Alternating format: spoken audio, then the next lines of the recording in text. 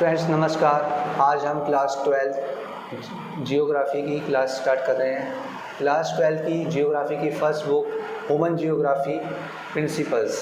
Human geography principles में first chapter है हमारा human geography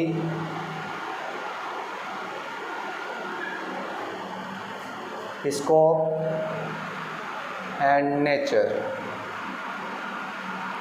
friends, human geography scope and natures में हम पहले दो बात करेंगे, ह्यूमन जियोग्राफी क्या है और जियोग्राफी क्या है। तो फ्रेंड्स, ह्यूमन जियोग्राफी से सेंस है यहाँ पर कि जिसमें मानव यानी कि जिसमें हम मनुष्य आते हैं, उसमें ह्यूमन जियोग्राफी के अंतर्गत में उसके सेटलमेंट से मतलब है कि उसकी जो घर बनाने की जो विधियाँ होती हैं वो हो गई। अर्बनाइजेशन हो गया कि वो शहरीकरण में रहता है, अर्बन एरियाज़ हो गया कि वो शहरीकरण में रहता है या ग्रामीण क्षेत्र में रहता है। तो रूरल एरिया में हम ह्यूमन जियोग्राफी के अंतर्गत बात करेंगे, उसमें उसकी डेमोग्राफिक ट्रांजिशन की बात करेंगे और उसके साथ साथ हम उसके अंतर्गत में उसके कल्चर, उसके इवेंट जो वो अपने सोशल इवेंट्स वो करता है, ये सब जो सब्जेक्ट्स हैं हमारे ह्यूमन जियोग्राफी के अंतर्गत में आते हैं। लेकिन फ्रेंड्स, यहाँ पे सवाल उठता है कि ये जियोग्राफी है क्या। तो जियोग्राफी को हम सीधा सीधा एक मोटे से एक सेंस में लेते हैं कि जियो का अर्थ है अर्थ यहाँ पर, और ग्राफी का मतलब यानी कि ग्राफो, ये ग्रीक लैंग्वेज का वर्ड्स है। तो ग्राफो का मतलब है यहाँ पर डिस्क्राइब करना। तो डिस्क्राइब करने से मतलब है किसी चीज़ को वर्णित करना या उसके विषय में गहन अध्ययन करना। तो जियोग्राफो यानी जियोग्राफी का अर्थ है जियोग्राफो, जो कि एक ग्रीस जिसे हम ग्रीक बोलते हैं वो वर्ड्स है। और ये जो जियोग्राफी वर्ड्स आया है, इसके जो फादर माने जाते हैं यानी कि इसके जो जनक कहा जाता है वो इराटोस्थेनीज को माना जाता है। जो इराटोस्थेनीज हुए हैं वो फादर ऑफ जियोग्राफी हुए हैं। उन्होंने ही फर्स्ट टाइम पे जियोग्राफी का ही नाम वर्णन किया था कि जियो मतलब अर्थ, ग्राफो मीन्स डिस्क्राइब करना यानी पृथ्वी का वर्णन करना कहलाता है। अब यहाँ पे आता है कि जियोग्राफी में हम करते क्या है। तो जियोग्राफी में हम दो चीज़ करते हैं, दो टाइप से हम जियोग्राफी को बांटते हैं। पहला कि जब भी जियोग्राफी को आप पढ़ते हैं तो जियोग्राफी टू टाइप्स में होती है। पहली physical geography and human geography. Physical geography में हम क्या पढ़ते हैं, जैसे रिवर, प्लेन्स यानी मैदान। सेकंड हो गया हमारा माउंटेन्स, रॉक्स। ये सब जो एरियाज़ हैं वो फिजिकल जियोग्राफी के अंतर्गत में आते हैं।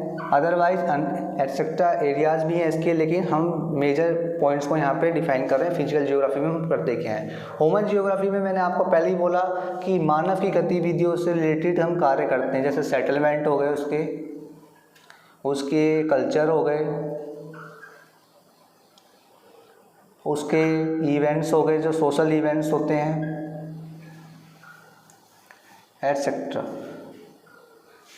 तो फ्रेंड्स, यहाँ पर जियोग्राफी का टू पार्ट में वो डिवाइड हो जाती है। एक फिजिकल जियोग्राफी है हमारे पास, एक हमारे पास ह्यूमन जियोग्राफी है।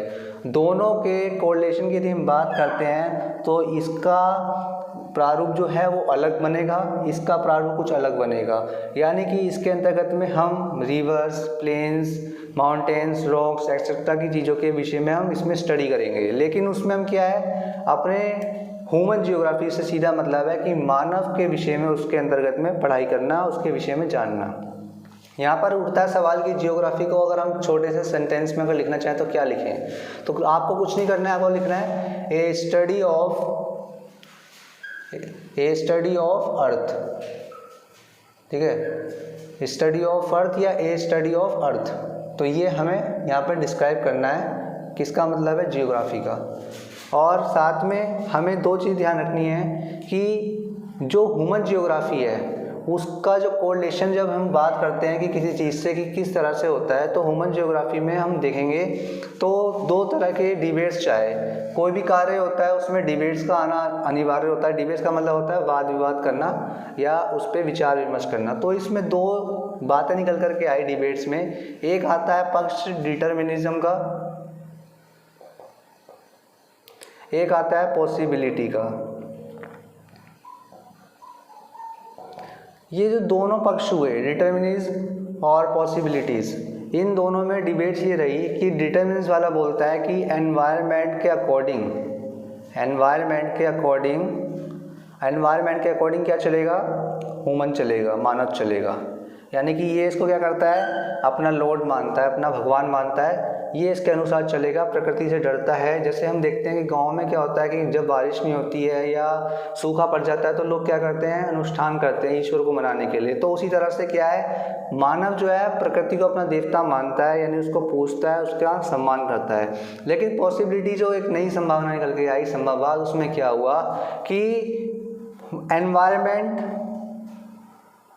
और ह्यूमन के बीच की एक कड़ी निकली जो बताती है कि व्यक्ति को विकास करना है तो प्रकृति के बीच संतुलन बनाकर एक विकास करना है। जैसे कि कोई नदी जा रही है, ये नदी है, मान लिया जाए रिवर चल रहा है, ये एक रिवर है, रिवर से इस तरफ में कोई खेत है और इस तरफ में खेत की भूमि है, लेकिन पर्वतीय क्षेत्र होने के कारण नदी का रुख नहीं है। तो मनुष्य ने क्या करा, देख करके यहाँ से अपना कटाव निकाल करके अपने खेत की ओर नदी का पानी का बहाव कर लिया। तो ये हमारे सामने ही पॉसिबिलिटी, लेकिन ये चीज़ यहाँ पर नहीं हो पाती। क्यों नहीं हो पाती, ये इसको अपना ईश्वर मानता है, ये इसको ये पूछता है। लेकिन यहाँ पे इन्होंने क्या करा, एनवायरनमेंट और ह्यूमन के बीच में कड़ी निकाल करके उन्होंने एक नई बात निकाली जिसे हम बोलते हैं हिंदी में संभववाद, और यहाँ हम बोलते हैं निश्चयवाद। ये दो डिफरेंस हुए हैं, हिंदी में भी है और इंग्लिश में हम बोलते हैं इसको पॉसिबिलिटीज़ और इसको हम हिंदी में बोलते हैं संभववाद। और इसके साथ ही हम देखेंगे कि जो ह्यूमन जियोग्राफी होती है उसका जो कोरिलेशन बनता है, दो तरह से आप देख सकते हैं कि कोई भी चीज़ होती है हमें काम करने की,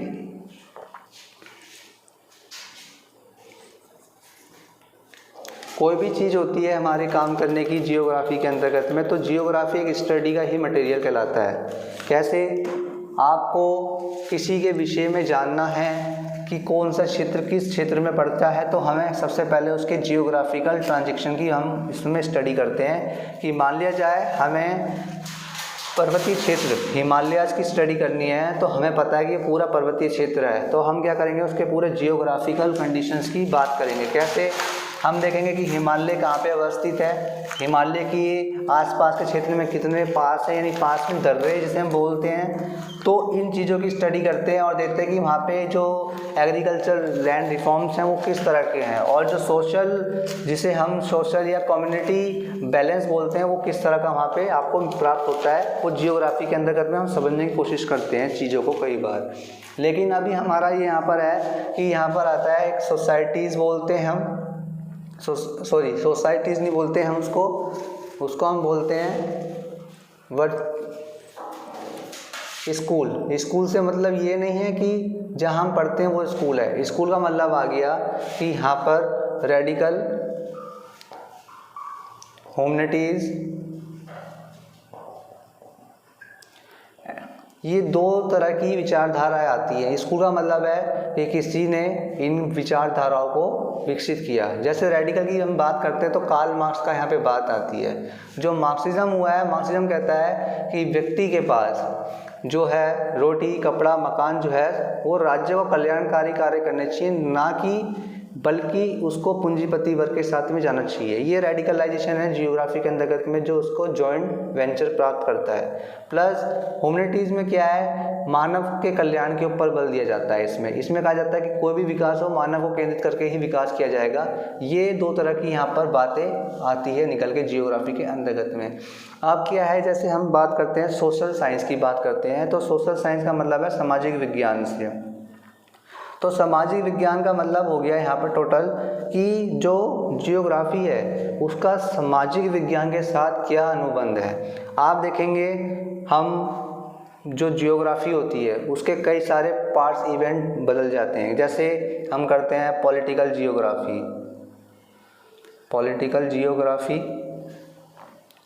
ये एक स्टडी का रूप है जिसमें हम जियो पॉलिटिक्स को हम तवज्जो देते हैं। इस क्षेत्र के अंदर कोई राइट टू वोट की बात होती है, इसमें आर्मी जियोग्राफी की बात होती है इसके अंतर्गत में। ऐसी सेकंड ऑप्शन हमारे सामने होता है सोशल जियोग्राफी, सामाजिक भूगोल जिसे हम बोलते हैं। तो सामाजिक भूगोल में हम क्या करते हैं, जैसे उसके डिवाइड जो पार्ट होते हैं उसमें कि हम क्या पढ़ते हैं, जैसे हॉलीडे जियोग्राफी, उसमें सेक्स जियोग्राफी जिसमें हम दो मतलब लिंगों के विषय में अध्ययन करते हैं, जैसे स्त्री पुरुष अन्य वर्ग के लोगों की हम उसमें अध्ययन करते हैं, वो सेक्स जियोग्राफी कहलाती है।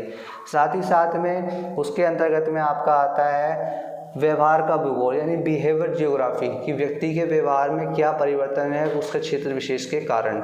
ये सब चीज़ें इसके अंतर्गत में आती है और यही हमारी कहलाती है ह्यूमन जियोग्राफी के अन्य रिसोर्सेज। साथ ही साथ में एक कड़ी नई जुड़ के आती है कि जो मैंने आपको बताया था कि हमारे पास दो पॉसिबिलिटी थी, एक डिटर्मिनेंट्स था, एक पॉसिबिलिटीज़ थी। इसी के बीच, इन दो के बीच एक नया कोरिलेशन आता है निकल करके, इन दोनों के बीच ही नई कड़ी निकल के आती है न्यू डिटर्मिनिज्म। जो न्यू डिटर्मिनिज्म हुआ वो क्या हुआ, संभववाद, नव संभववाद कहलाया, नव निश्चयवाद कहलाया। तो उसमें हमने देखा कि जो उसके प्रतिपादक या उसके जो फिलोसफर रहे हैं वो रहे हैं ग्रिफिथ टेलर।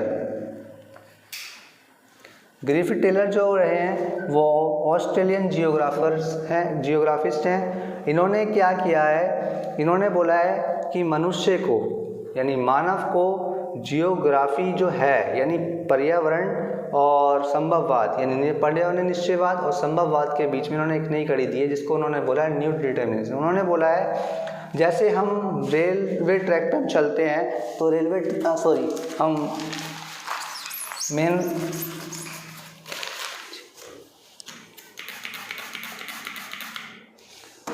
उन्होंने कहा ग्रिफिथ टेलर ने कि जैसे ही हम लोग मेन रोड पे जाते हैं, मेन चौराहे पे जाते हैं, बस स्टॉप पे जाते हैं, तो हम देखते हैं वहाँ पर ट्रैफिक को कंट्रोल करने के लिए तीन तरह की लाइट्स होती है।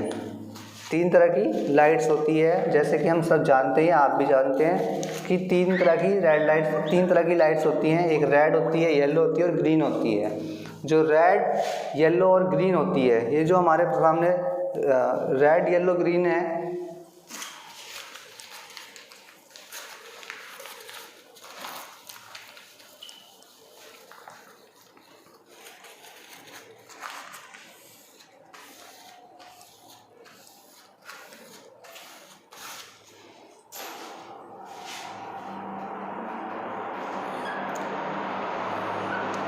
उन्होंने कहा कि जिस तरह से मेन रोड पर यानी चौराहे पर तीन तरह की लाइट्स होती हैं, उसमें रेड होती है, उसमें येलो होती है, उसमें ग्रीन होती है, यानी कि रेड, येलो और green.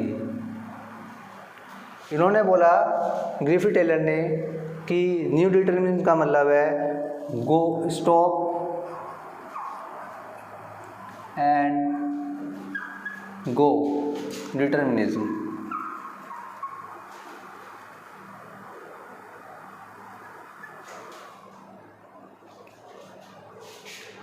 Stop and go determinism का मतलब है रुको और जाओ निश्चयवाद। उन्होंने कहा कि जब भी प्रकृति आपको लाल संकेत दे, मतलब लाल संकेत का मतलब है रेड सिग्नल देती है तो आप रुक जाइए, जैसे ही वो ग्रीन देती है तो आप काम करना शुरू कर दीजिए। लेकिन जब वो येलो पे बात बोलती है तो येलो पे क्या है, इन दोनों के बीच की कड़ी यानी रेड और ग्रीन के बीच की कड़ी में आपको डिस्टेंस देना पड़ेगा कुछ समय के लिए। रेड में तो उसने साफ मना कर दिया प्रकृति ने कि यहाँ पे छेड़छाड़ मत कीजिए, यहाँ पे काम मत कीजिए, लेकिन ग्रीन में बोला कर लीजिए। जैसे ही येलो वेंचर आता है तो येलो वेंचर में क्या है, आपको कुछ समय के लिए प्रतीक्षा करनी पड़ेगी। जैसा मैंने एग्जांपल दिया था, कोई पर्वतीय क्षेत्र है, माउंटेन्स वाला एरिया है, उस एरिया से अगर रिवर्स वगैरह निकल रही है तो अगर नीचे मैदान के लोगों को कुछ कार्य करना है, पुल बनाना है, तो वो देखेंगे कि पर्वतीय क्षेत्र की जो स्थिति है वो किस तरह की है, तब वो जाके विकास कर पाएंगे, अन्यथा वे विकास नहीं कर पाएंगे। यही ग्रिफिथ टेलर कहने का यहाँ पर मेन फोकस रहा है जो वो बताया गया है।